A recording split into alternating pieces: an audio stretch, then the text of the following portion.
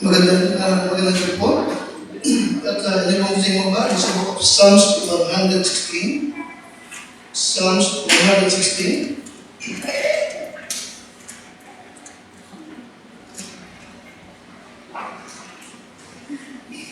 At kung natin po ninyo, ay ating babasahin po verse number 1 to number 6. Psalms 116, verse number 1 to number 6.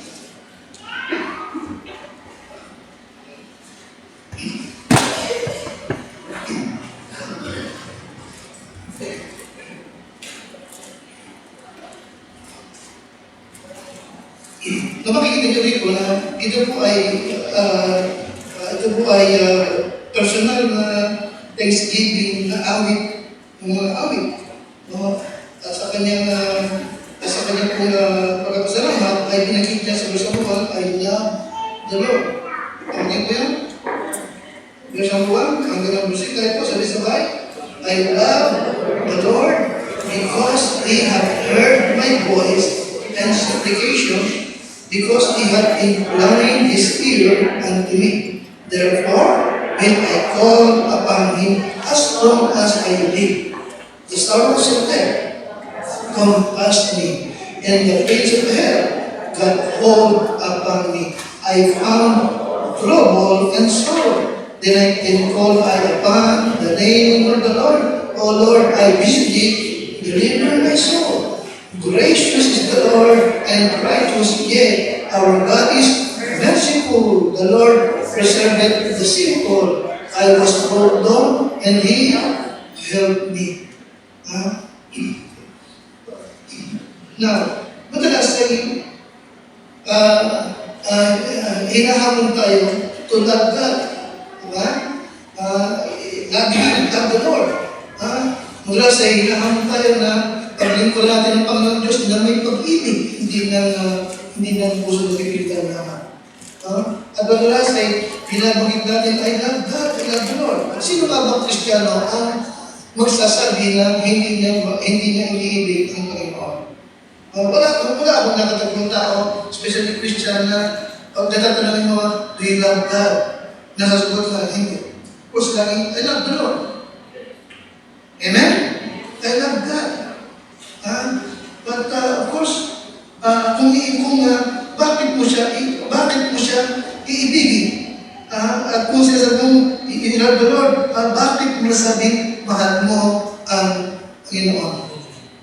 Kasi David dito sa kanyang awit na sinabi niya yung lahat. Bakit niya inibig at iniibig ang Panginoon? Again, no, simple lang ito at ibig ko na dito po tayo tumungo. At yung aking ginawa yung verse number 1, I love the Lord bilang pinaka-title. I love the Lord. Lord, help me, Lord. Sa paghatid po ng iyong mga salita, ako po'y gamitin mo lang ang Panginoon. Turuan mo, kawasanin po kami lahat ngayon pong gabi. Help me, Lord, na kung ano mga pangailangan mayroon ng bawat sa gabi nito, Panginoon, ay matugunan mo po sa magitan po ng iyong mga salita at sa magitan po ng pagkilos ng Banal na Espiritu sa iyong kabang lingkod at sa lahat ng anak mong nalito ngayong gabi. Salamat po sa inyong bulihan. Salamat po sa inyong awat biyaya na napakasakala. Inihiling ko ang patuloy mo at ang kapangirap at ang kalakasan ng Panginoon sa pangalan po ng aming Panginoon Jesus. Amen. Yes, I love the Lord. And then, kung sabihin mo, you love the Lord, bakit mo siya inibig? Now, why do you love the Lord? At bakit natin siya dapat na ibigin? Of course, number one, I love the Lord because the Lord loved, because of the Lord's love for us. Right? Yes, because of the Lord's love for us. Now, in 1 John 4, babalik ka rito, in 1 John 4 and number 19.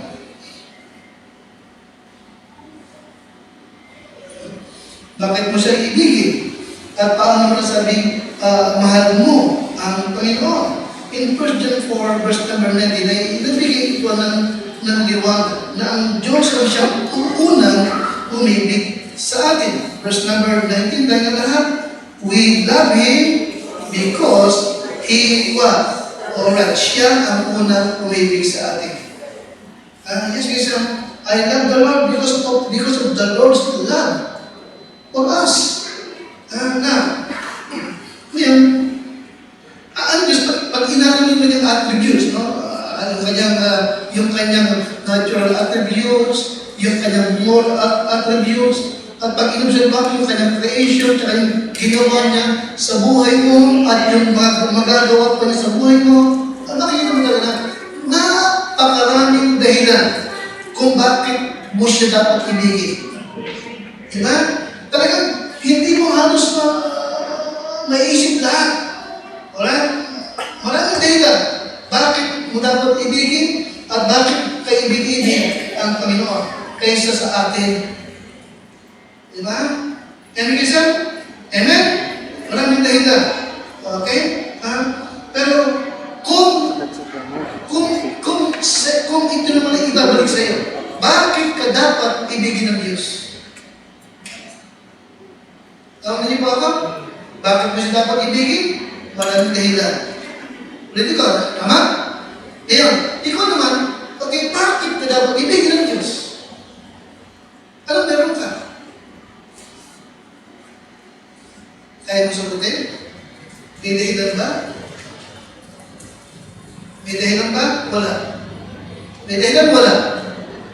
Bakit kaya dapat may dahilan ba o wala? Huwag isa, biyar ang dati. Ay, makasalanan. Amen, isa? Amen? Wala tayong maibibigay sa Diyos na wala siya. Wala kang maidadagdag sa kanyang kapulihan. Pero sa kabila ng lahat, pinili niyang ibigin ka. Amen, isa? Amen? Ano sabi ng talata? I love him because of what? Because of what? O siya yung unang ibig sa atin. Amen, isa? At yung kanyang pag-ibig, paano niya tayo ibig? Walang hanggang pag-ibig. Tama? Amen? Amen? At paano niya pinakita yung kanyang pag-ibig sa atin? Yung kanyang ibigay, yung kanyang buktong na anak na si Jesus. Amen? At ang Panginoon sa Kristo, inihandog yung buhay na para sa atin. Maliwanag ba? Napakaraming kadahilanan. Bakit mo siya dapat pakaibigin? Pero tayo, halos walang dahilan. Alright? Hindi mo kaya sabihin, bakit ka niya inibig? Okay? Ngayon, kapag mayroong taong umibig sa iyo, tulad ng pag-ibig ng Diyos, hindi ba natural lamang na tugunan mo rin ng iba yung pag-ibig? Amen, isa? Amen? Kaya, why do you love the Lord? Okay, bakit mo siya dapat ibigin? Bakit? Anong dahilan? Ano number one? Because of what? Because the Lord's what? Love for us. Huwag mo kakalimutan. Okay? Dahil sa pag-ibig ng Diyos sa iyo. Alright? Number two, balik ito na natin pala. Number two, we love the Lord because of the Lord's covenant and mercy. Alright? Dahil sa kanyang mga pangako, tipan, at habag sa atin. Alright? Ang Panginoon ay hayag yung kanyang masagalang awa sa ating mga tao. Sabi nga minsan ni David, what is man that thou art mindful of him? Ano ba ang tao para intindihin mo, O Diyos? Ano ba ang tao para pagbalasakitan mo? Ano ba ang tao para isipin mo pa siya? O si David, alam niyo yung kanyang pagkatao na talagang biyaya ng Diyos para inibig siya. Alright? Kasi, kaya makikita mo na sa pag-ibig ng sa kanay, nahayag din yung kanyang walang hanggan at saganang awa. In Psalms 103, verse 8 to number 13, din yun. Madalas natin ito basahin.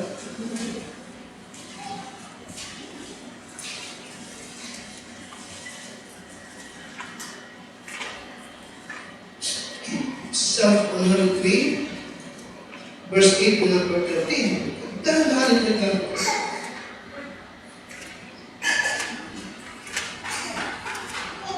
Pagkakita nyo kung bakit lagi tayo hinahamon to love God.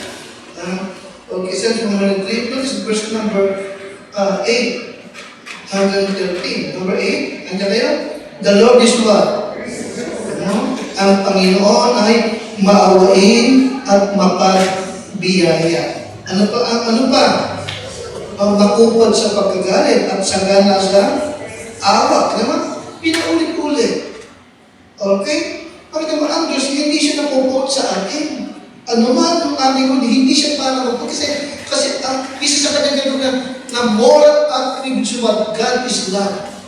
Lahat ng ginagawa ay bunsod na what? Love. Maliwanag ba? Maliwanag ba? Kung paluin mo naman niya, masaktan ka man, ano dahilan? Because of God's love. Pinapalo ng Diyos ang kanyang iniibig.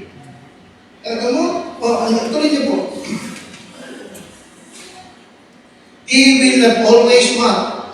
He will not always chide, neither will he keep his anger forever. Hindi siya nagtatanim ng galit. Verse number 10, hindi po. He had not dealt with us after our sins. Bakit? Because of God's mercy. Dapat ka ng hatulan, pero dahil sa awa ng Diyos, hindi mo natanggap yung parusa para sa iyo. Maliwanag ba? Maliwanag ba? Hindi ka ba magtapat? Sino nang tiling tapat sa iyo? Yes, He had not dealt with us after our sins, nor rewarded us according to what? To our what? Iniquities. Kahit hindi ka tapat, kahit nagkukulang ka, pinakakain ka pa ng Panginoon. Maliwanag ba? Pinagagaling ka pa rin sa iyong karamdaman. Dinuduksuan pa yung buhay mo ng Panginoon Diyos. Yan. Number 11, sa'yo, number 11. O yan, sapagkat kung paano ang mga langit mataas kaysa lupa, gayong kalaki ang kayawak, kagandahan loob sa kanila na nagatago sa Kanya. Verse number 12, for as the east is from the west, magkahiwalay, so far hath He removed our transgression from us. Kung gaano kalayo ang silangan sa kanluran, gayon inilayo niya ang mga pagsalangsang natin sa atin. Number 13, hindi po. Pagkakanya, kung paano ang Ama ay naaawa sa kanyang mga anak, gayon naaawa ang Panginoon sa kanilang natatakot sa Kanya. Ito mo, bakit? Anong dahilan? Verse number 14, makalakas. For He knoweth our frame. He remembered that He what? Inibig niya tayo ng walang hanggang bagamat tayo what? Alabok lang sa kanyang harapan. Liwanag ba? Ang liwanag ba? Kami ng tulong? For He knoweth our frame. Inaalaala tayo yung mga alabok lamang. Pero ito mong inibig pa rin niya. Pinaghandugan pa rin niya ng kanyang buhay. Iniisip pa rin tayo ng Diyos. Liwanag ba? Iniintindi pa rin niya lagi yung ating mga pangangailangan sa buhay. Yes, Christian. Kaya nga kaya mong sabihin, I love God. I love the Lord because of the Lord's love. Pangalawa is what? Covenant and mercy. In Romans chapter 12, verse number 1, nakikita niyo na in-extend pa niya yung kanyang walang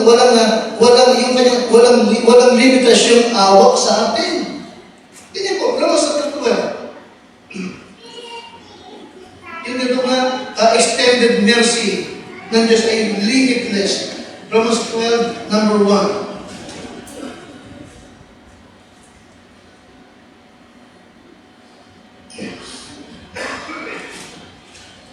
Kaya, I beseech you therefore, brethren, by the mercies of God. Ito mo? Ito isa sa kadahilanan kung bakit narapat lamang na maghandog tayo ng buhay ng ating sarili sa Panginoon. Ano yun nila? Kaya nga mga kapatid, ipinamamali ko sa inyo. Hindi po yan? Na alang-alang sa mga kahabagan ng Diyos na inyong iharap ang inyong mga katawan na isang haing buhay, banal, kaaya-aya sa Diyos na siya din yung karampatang pagsampa. Ang pundasyon is what? Yung bang kahabagan ng Diyos. Yun ang pundasyon. Lagi siyang naaawa sa atin. Amen? Amen?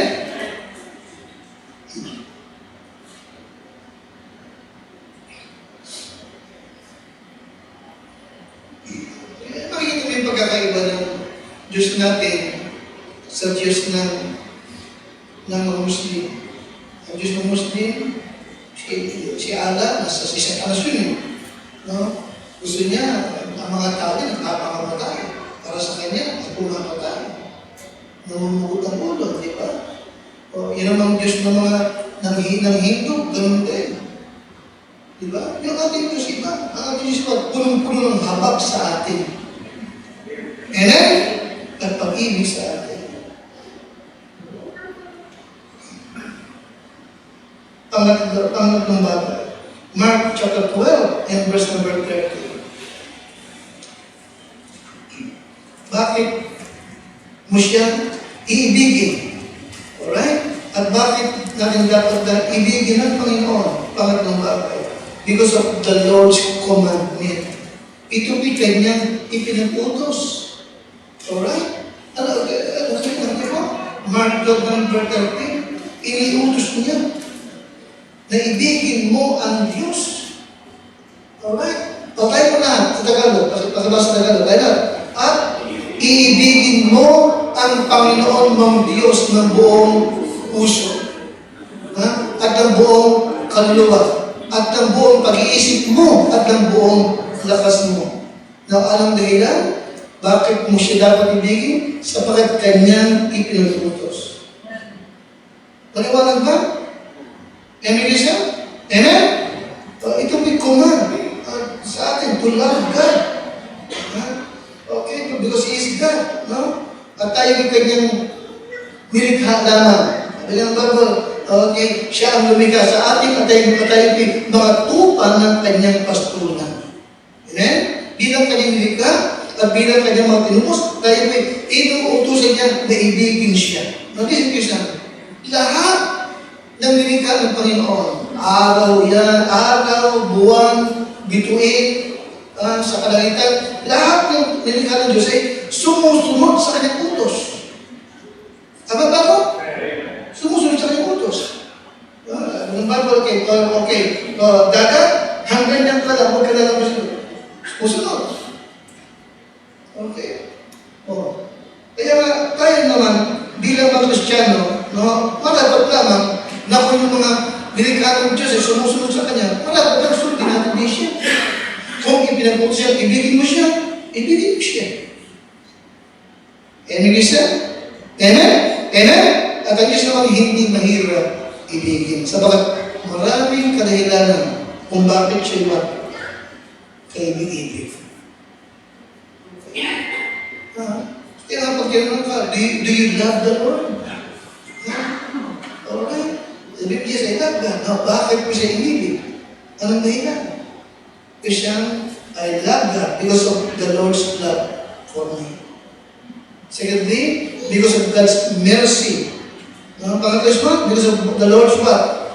Command. Pangatlo, Psalms chapter 18, verse 1 to 3. Alright? Because of the Lord's strength. Yung kalakasan ng Panginoon. Yes, I love the Lord because He strengthened our witnesses. At yung kanyang biyaya sapat sa atin. Okay, Psalms 18, verse 1 to 3.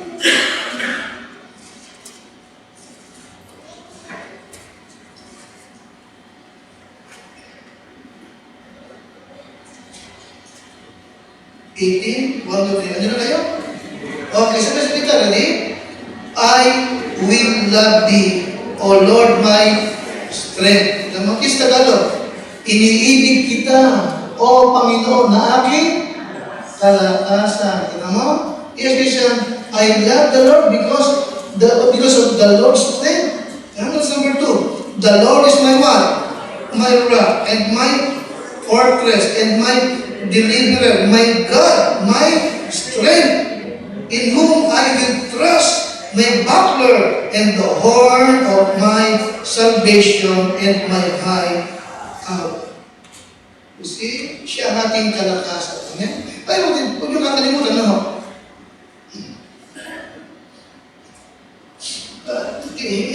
Nais ng Diyos na sa ating paglilingkod sa Kanya, no, paglilingkod natin siya, sa kalakasan Kanyang ibinibigay sa atin. Diba ba? Hindi yung flesh, hindi yung spirit. Alright? At magagawa mo naman talaga na paglingkod na siya, sapagkat siya ang nagbigay mo kakayahan o kalakasan sa iyo. Ayan isa. Kaya yung buhay natin, inahamon niya tayo, i-handog sa Kanya. Alright? Ang ating talento, yung lahat ng ating kakayahan. Talagang inuutos sa tayo, i-handog sa Kanya. Okay? Basically, because of the Lord's strength. No? Now, lahat ng bagay sa mundo ito, no, hindi na natiling malakas, humihina, no, nababawasan ang lakas. No? Kaya tayo as a Christian, tayo inaasahan niya na magdedepend tayo sa kalakasan Kanyang ipinagkakaloob sa atin. Wala, Christian. Kaya bakit mo siya dapat ibigin? Karapat dapat siya ibigin sapagkat siya ang Diyos ng aking kalakasan. Right? Diyos ng kalakasan.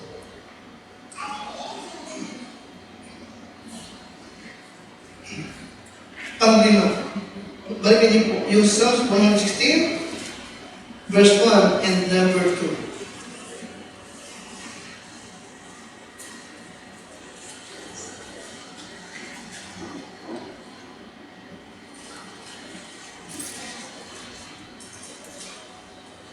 Dahil lahat, I love the Lord because He had what? He had heard my voice and my what? Supplication. Huh? Because He had what? He inclined His ear unto me. Nakita mo? Therefore, will I call upon Him as long as I live. Nakita mo? Malaki ang tiwala ni David. Talagang nakikipit na ang Panginoon laging nakikinig sa Kanya. Laging nakikinig sa Kanya. Pinakikinggan siya. Kaya sabi niya, ako'y tatawag sa Kanya hanggang ako'y nabubuhay. Ano ba kita? Bakit ang ibang bagay? Because of the Lord's attentiveness. Okay? Because of the Lord's attentiveness. Sabi ni David Bishop sa kanyang prayer, ikaw yung Diyos na nakikinig sa panalangin. O God, thou that hearest prayer. Yes, Christian. No? Alright? I love the Lord because of the Lord's attentiveness. The Lord listen to you. Listen to me when we pray. Lagi siyang handang makinig sa ating panalangin. And reason, He is always available and always able. Alright? Alam niya yung ating mga pangailangan sa buhay. Alam niya. Isipin mo, di ba? Ang Diyos nakikinig sa iyo. Amen? At sumasagot sa iyo. James chapter 1 and verse number 12. Kaya bakit natin siya dapat ibigin? Sa pag-una, siya unang umibig sa atin. Pangalawa, siya yung Diyos na mahalagin at laging naaawa sa atin. Pangatlo, inutusan tayo. Ibigin mo mo. Ibigin mo siya.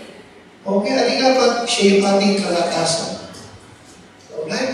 Maging sa ating katandaan, siya pa rin ang ating kalakasan. No, number 6. James 1:12. James 1:12. Ano yun po? In James 1:12 ay pangako ng Panginoon. Okay, ano yung pinag-promise? James 1:12. Ano yung pangako ng Diyos? Ano yung pinag-promise niya?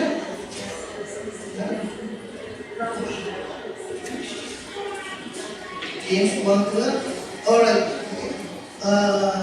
Tingnan mo na sa Tagalog bago natin basahin sa King James. Tagalog. Mapalad ang taong nagtitiis ng tukso sapagkat pagkasubok sa kanya, siya tagagawa crown of life na ipinangako ng Panginoon. Ito mo? Na umiibig sa kanya. Yung salitang puto, yung krona. Ito mo? Anong pangako ng Diyos? Ano kanyang pangako niya? Yung crown of life. Para kanino? Para kanino? Sa mga nagtitiis saan? Tukso at pagsubok sa buhay. Tingnan mo, ano kanyang pangako? Kapag nakapagtiis ka, tatanggap ka ng crown of life. Amen? At ito may ipinangako ng Diyos. Kanino? Sa mga umiibig sa Kanya. Kita niyo po yan, ito? Kita niyo po? Na, pag pinalikan mo po yung talaga, makikita mo, no? Okay. Paano nakapagtiis sa pagsubok? Ha? Paano nakalagpas sa mga tukso yung Kristiyano ito? Ha? Ano ang pundasyon ng kanyang pagtitiis? Bakit nakapagtiis siya? Bakit hindi siya nahulog sa tukso? Bakit hindi siya natalo ng pagsubok? Anong punong dulo lahat? Ha? Anong punong dulo? Ang taong umiibig, yung oras ng pag-ibig, hindi para matukso sa iba. Kasi hindi naman siya nag-iibig eh. Nakinig pa ulit. Kung talagang may pag-ibig ka sa Diyos, makapagtitiis ka. Hindi mo itatakwil ang pananampalataya mo. Hindi mo ipagbibili. Tama? Hindi mo ipagbibili yung conviction mo. Hindi mo pa ipagbili yung paninindigin mo sa Panginoon. Maliwanag ba? Maliwanag ba? Sino walang pagsubok sa buhay? Di ba? Sino hindi dumadalas ng mga temptation? Sino hindi? Lahat dumadalas. Pero sa kabila ng lahat, nangako ang Diyos, makakalagpas ka. Amen? Makakalagpas ka. Makakatawid ka dyan. Amen? Makakalagpas ka, makakatawid ka. Kung meron kang lakas. Kung meron kang kung meron kang alin, pag-ibig, kanino? Sa Panginoon. You see? Kaya, yes, I love the Lord. Bakit mo siya dapat ibigin? Ano yung pangapat? Because of the Lord's promise. Because of the Lord's promise. Ang Panginoon ay nangako ng crown of life. Crown of life. Sa mga umiibig sa Kanya na nakapagtiis at nakalampas sa mga pagsubok at tukso na dumating sa kanyang buhay. Alright? Again, ha? One of the greatest way to endure temptation is to love the Lord. To love the Lord. Kaya sabihin mo, mahal kita, Panginoon. Hindi ako para mahulog sa tukso nito. Hindi kita gustong masaktan. Maliwanag ba? Hindi mo sasaktan ng kalooban. Di ba? Hindi mo pahihirapan yung iniibig mo. Amen siya. Amen? Pero hindi mo para saktan ng kalooban kung talagang mahal mo siya.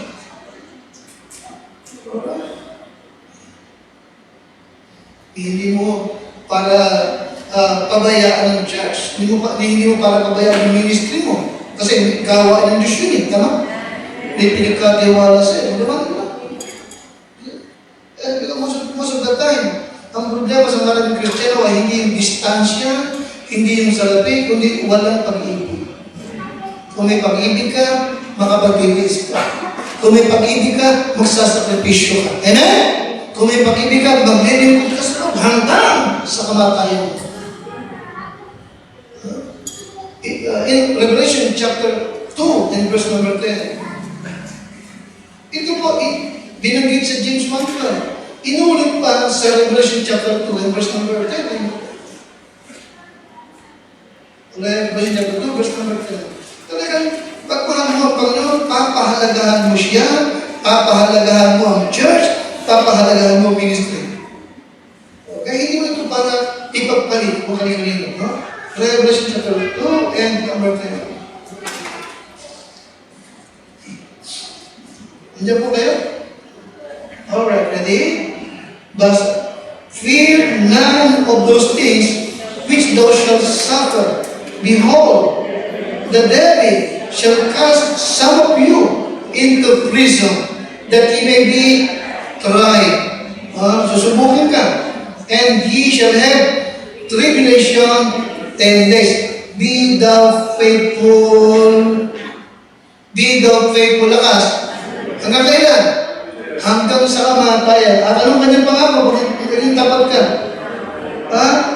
Okay? And I will give you what? A crown of life.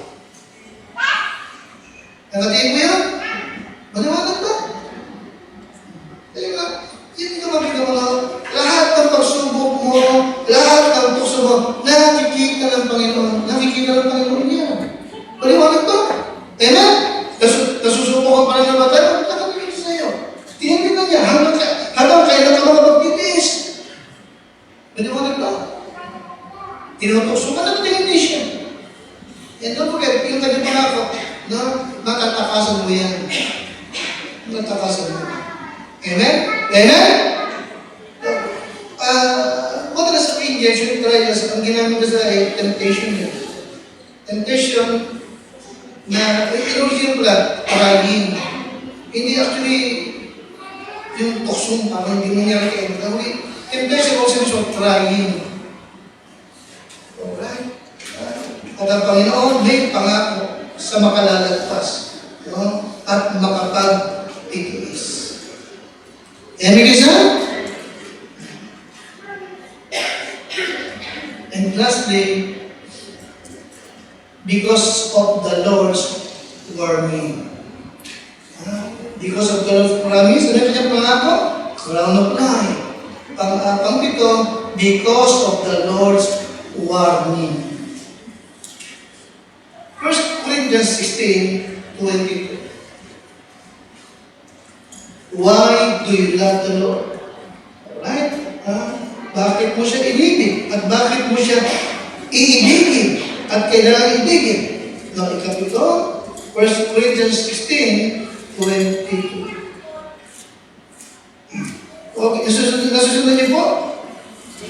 Amen, kasi? Okay, para masagot. Bakit mo siya dapat ibigin? At bakit natin siya dapat talagang pakaibigin, ha? 1 Corinthians 16:22. Alright, nandiyan na po kayo? Nandiyan na? Alright. I love the Lord because of the Lord's warning. Anong warning ng Diyos? Ano yung kanyang warning? Ha? Kung ang sino man, kung ang sino man ay hindi umiibig sa Panginoon, ay maging what? Let him be accursed. Masumpa siya. Maranatha. Kita niyo? It's a King's Bible. Alright. If any man love not the Lord Jesus Christ, let him be anathema maranatha. The word anathema means what? Accursed. Accursed. Itinakwil. Matakwil. Kailan siya tatakwil? Sa pagbalik ng Panginoon. Now, the word, anong sabihin ng maranatha? The Lord is coming. Ano yung maranatha? The Lord is coming. Babalik na muli ang Panginoon. Alright? Now, sa Bible, ito lang, 1 Corinthians 16:22, ang talata na nag-pronounce ng sumpa. Sumpa. Sa sino man hindi umiibig sa Panginoon. Right? Ano yung isa? No. Basta ako. Ngayon, para hindi mo ibigin ng Lord, alam mo, ang ibig ko sabihin, hindi ka naligtas. Wala kang espiritu ng Diyos. Kung may espiritu ka ako ng Diyos, iibigin mo siya. Liwanag? Sapagat lubos mong maunawa kung yung dakilang pag-ibig na iniibig sa ng Panginoon. Maliwanag ba? Maliwanag ba? Maliwanag ba? At kung may Espiritu ng Kristo, paunawaan mo yung walang hanggang habag ng Diyos sa iyo, araw-araw, inaharap ka kanya. Alright? Hindi para mawala ang pag-ibig. Tama ba? Tama ba? Nawala ba ang pag-ibig ng Ephesian Church? Nawala ba? Nawala ng pag-ibig. Anong problema lang? Anong problema lang? Nawala yung thirst lang. May pag-ibig kasi kaya, may pag-ibig ba kaso hindi kasi ibig ng unang pag-ibig. Piliwanag ba? Nawala din ba yung pag-ibig ng Laodicean Church? Nawala ba? Hindi nawala. Anong problema lang? Naging malahinigas sila. Alright? Kaya babantayin natin lagi yung ating mga sarili. Yung pag-ibig ko ba kay Kristo, noong una ko siyang nakilala, kasi ibig pa rin magpahanggang sa ngayon. Yung pangsigasi ko, paglingkuran siya, ipangaral ng kanyang gospel, yung pa rin yung sigasi ko, nung mag-umpisa ako, hanggang sa ngayon, babantayin mo natin. May Kristo. Lagi mo i-check. Okay. Kaano ba yung level ng pag-ibig ko sa Panginoon sa oras dito? Gawin Kristiyan. Kaya ngayon gabi, kung may pag-ibig ka sa Panginoon, meron ba? Meron ba pakalabas na? O, kung may pag-ibig ka sa Lord, let it be known among all men. Let it be known among all men that you love the Lord. Pag may tago, ano kasi? Pag may tago, ubusin kayo. Let them know na ikaw ay banal ng palagay at let them know na mahal mo, na iniibig mo ang Panginoon. Alright? Let them know. Ano kasi? And why? Let them know and why you love the Lord. I love you. Salamat po sa inyo.